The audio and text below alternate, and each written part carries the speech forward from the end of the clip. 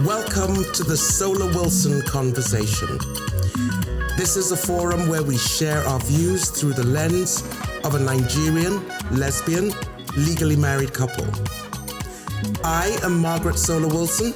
And I am Moji Solar Wilson. Moji and I believe in and are committed to creating space for real, authentic, transparent, and inclusive conversation. We talk with each other and we talk with others. So sit back because it's time for real talk. So Moji, why don't maybe you want to go first? Well, I was born in Nigeria and my father had 12 wives, and later on I found out he had 31 children. I'm the firstborn, and I left the country very early and came to the United States to go to school, boarding school. And I've been here ever since then. Met my birth mother at 37. That was exciting. I always knew I was different somehow. I didn't know the word for it.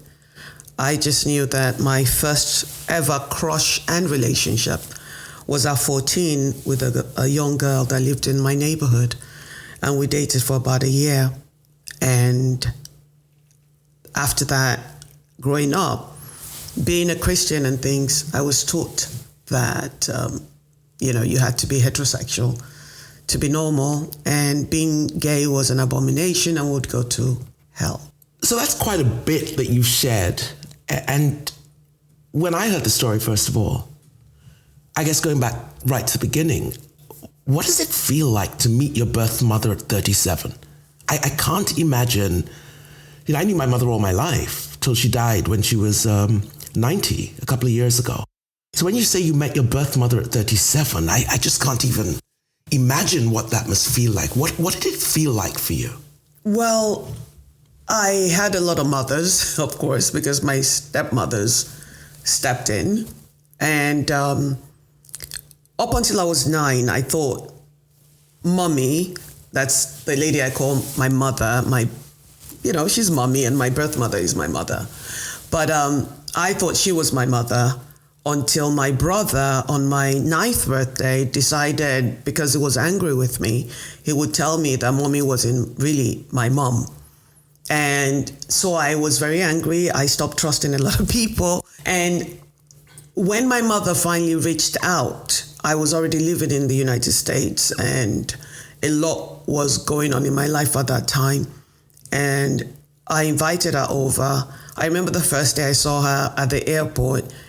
She had on a full hijab, which is the Muslim outfit. Her face was not covered, but she had the whole head thing and the big black dress. And my heart kind of stopped because she was not what I thought my mother would look like. Funny enough, because I grew up with my father, who was very well-traveled. And, I just didn't picture her as that. But it was a bittersweet. It was a lot of emotions that I didn't understand. But eventually, the curiosity to really get to know her kind of took over. So I was a lot more open than I thought I would be guarded.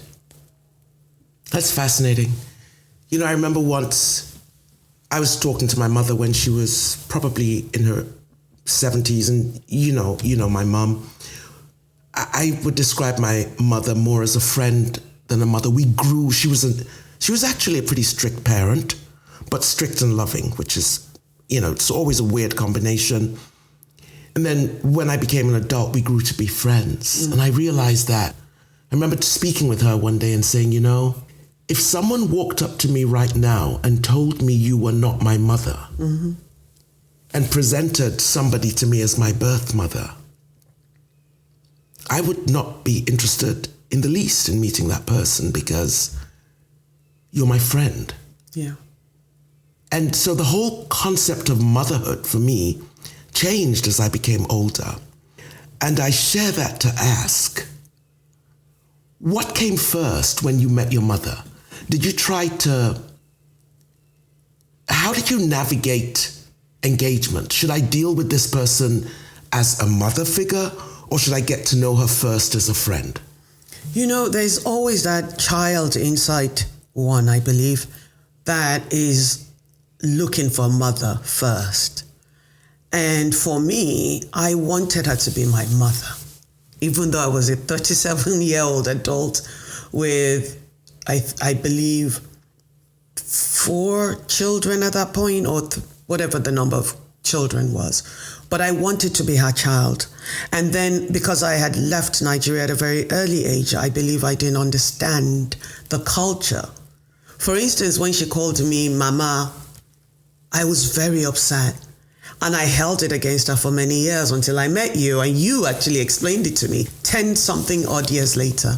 So now she and I becoming more friends than that maternal relationship, which I don't think she and I could ever have, because you don't lose 37 years and expect to start from where most people start at a 9 months or 1 day old child, where you're building that, nurturing that connection, that trust.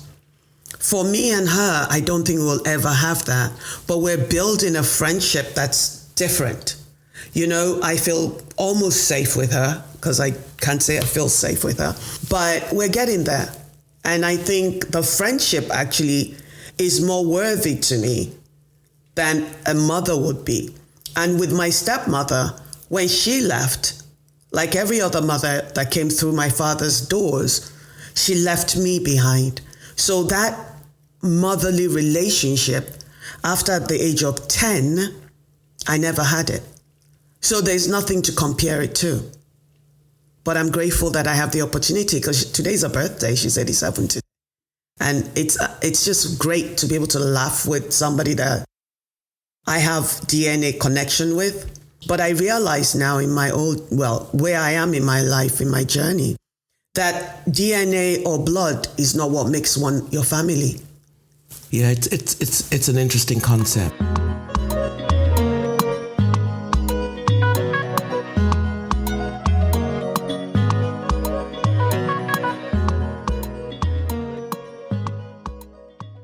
And I'm sure most people were expecting that we were going to dive straight off into the lesbian story, right?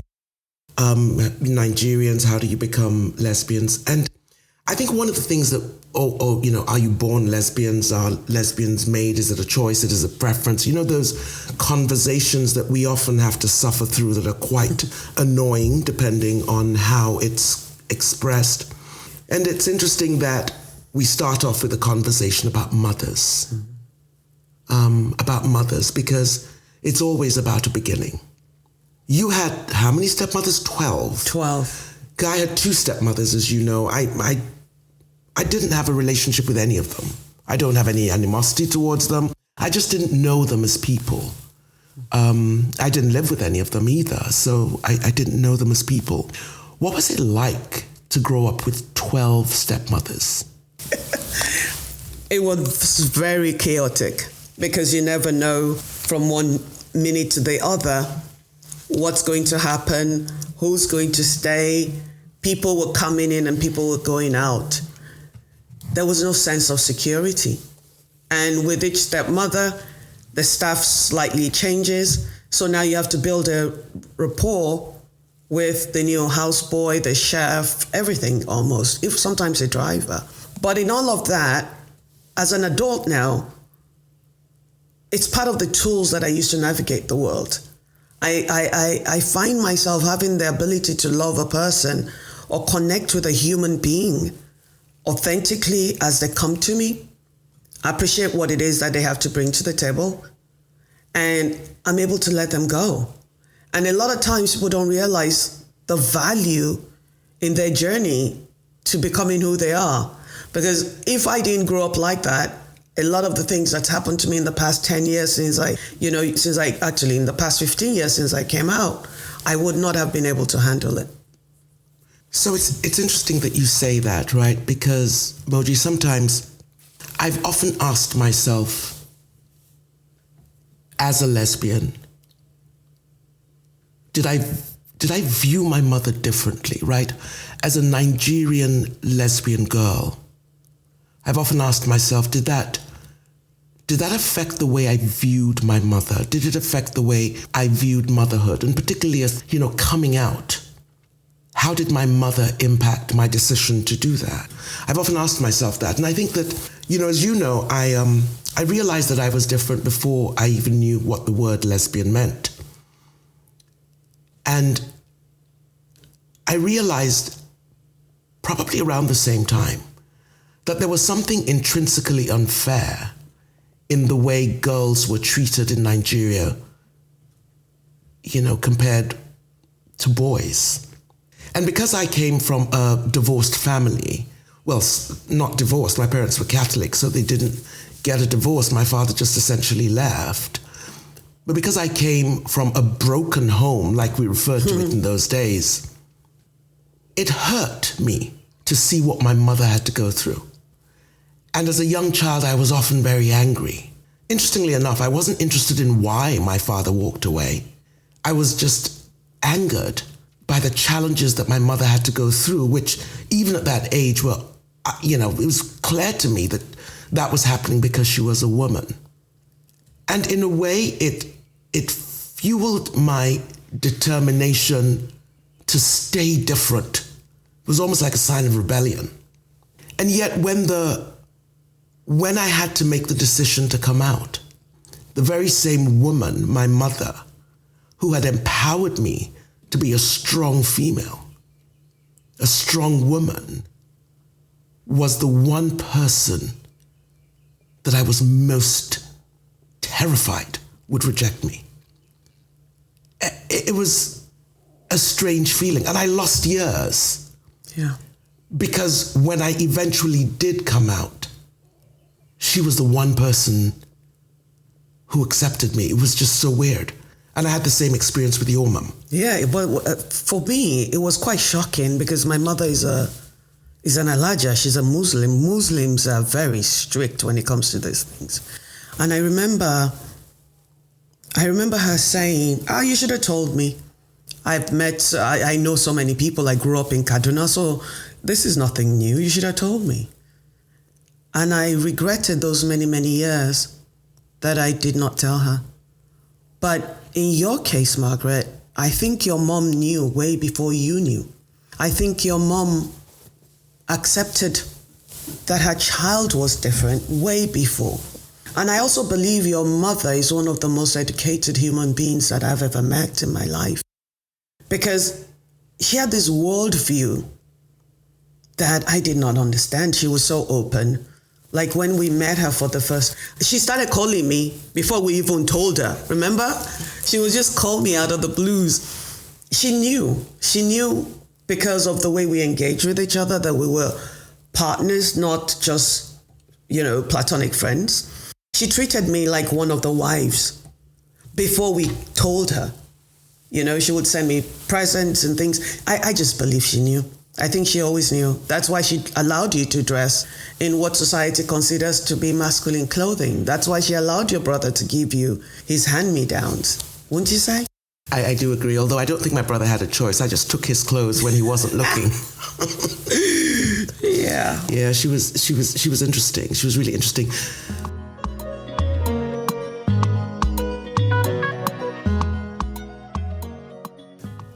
Yeah. So going back to the original question, though, do you think because you knew, you knew you were different. You knew you liked girls, is the way you put it, right? Yeah. In not the acceptable way. You didn't have a mother in the home at that point in time, but you had mother figures in your life. How did it affect you? I mean, I couldn't tell them, It's not something you go...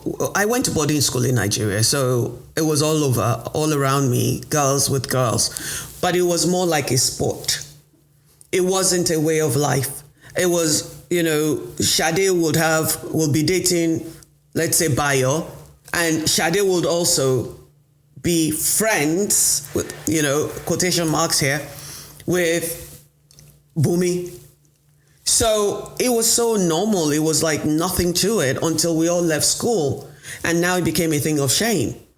So I never had that. No, who has conversations about sexuality in 1960s, 70s, 80s? We didn't have those kind of conversations. We didn't even know what the words were.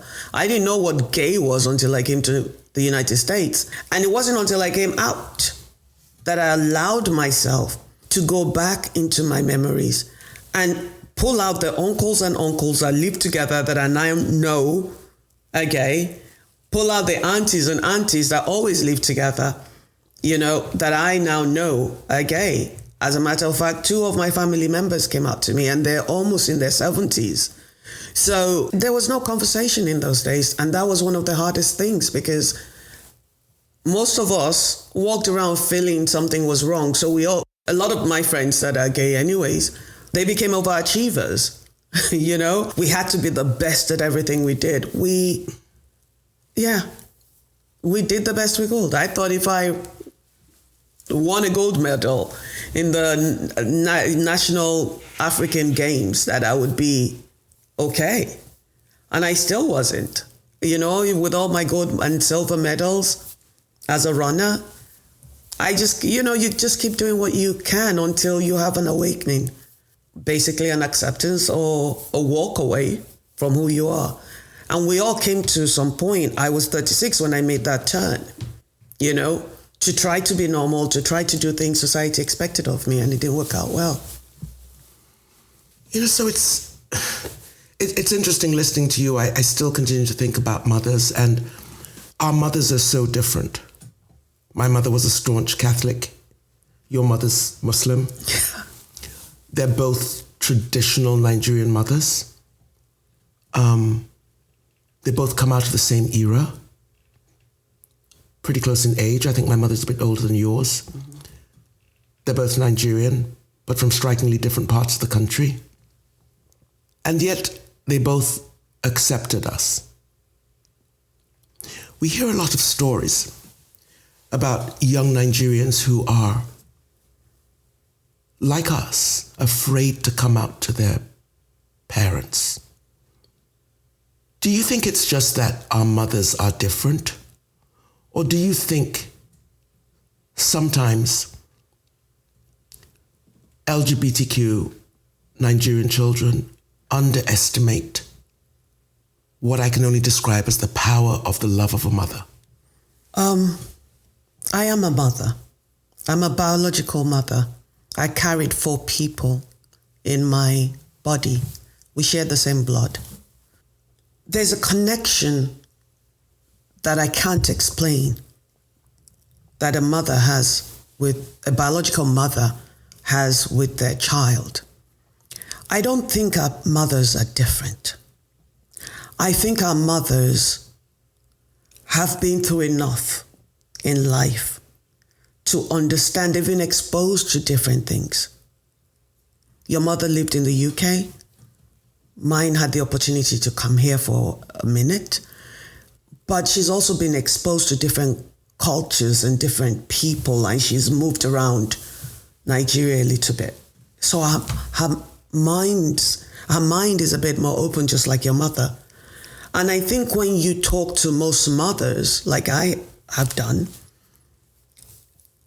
of gay people, I speak to a lot of the mothers, and the common denomination is their fear of what society will do to their child. It's not always about them. It's more, are they going to be shunned by society? They're more afraid. And what they know is that being a homosexual is a bad thing. So when they go on social media and they see everybody's naked, they're thinking, ooh, I don't want my gay child to be like that. That's one of the reasons why visibility is one of our form of activism. When they see different people that is in the LGBTQIA community, which is great, visibility is great, but they don't see professional LGBTQs that are Nigerians out there. They don't see a lot of us. And they don't see a lot of LGBTQs that are walking with integrity, truth, compassion, empathy. They see a lot of LGBTQs that are entertainers, right? Or people that are entertainers that are not really saying, I am LGBTQ, but insinuating that they are with all this negative imagery. So I don't think our mothers are different. I believe that there's a lot of parents out there that will be supportive of their children when push comes to shove, which is, Mom, this is who I am. What do you think? I do agree with you. And I absolutely agree visibility is important. And not just visible, because visibility helps, right? It helps. I think it helps people, particularly parents, understand that being a lesbian or a gay person or a trans man or trans woman, there's no look or, particular look to it. It's not unidimensional. We are truly everywhere. And we all are unique and different. And I think it's understanding that difference that is important. And so I do agree visibility is important. And we've always said that just that is a form of individual activism.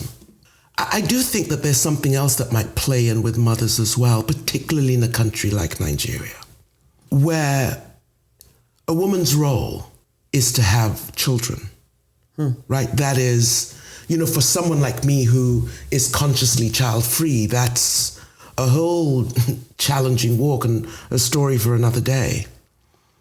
But unfortunately, tradition, culture is somewhat patriarchal and misogynistic, and therefore women are often viewed as, having that, unfortunately, viewed as having that primary role of having a child. And it doesn't stop there. You also are supposed to have a male child, right? And so coming out of, living in a society like that, you're expected to have a male heterosexual child. So in a way, when I can understand why when a Nigerian mother, traditional, and I don't mean to stereotype, definitely not all mothers, but you can see how in that stereotypical construct, a mother might be sort of alarmed when she finds out she had a gay child. Yeah.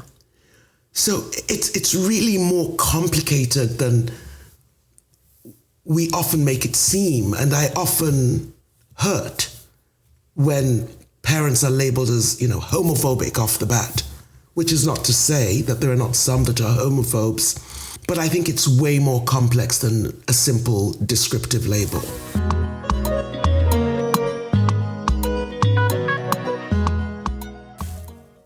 So, what should we say? Moji, what would you say to a mother who's listening to us out there thinking, well, sure, that's all well and good, but she's struggling with that today? What would you say to her? I would say to a mother that's struggling with their child being a homosexual, that your child is your child. You did not create that child, even though you carried the child. A lot of people are not religious or spiritual, but a lot of us can agree that, yes, there's science, and then there's this power, this higher being, this higher power that I, Moji, believe created everything on this earth. And whoever that power, he or she is, knew your child before the child was brought into this world. So we are custodians as biological mothers, and even non-biological parents. We are custodians of this people. And that child did not choose their sexuality. For a woman that tried to be straight, went for 3 conversion therapies, and God knows fasted 1 week a month for over 10 years, and prayed and served God in every way I could. I'm telling you, we don't choose. Your child did not choose to be gay.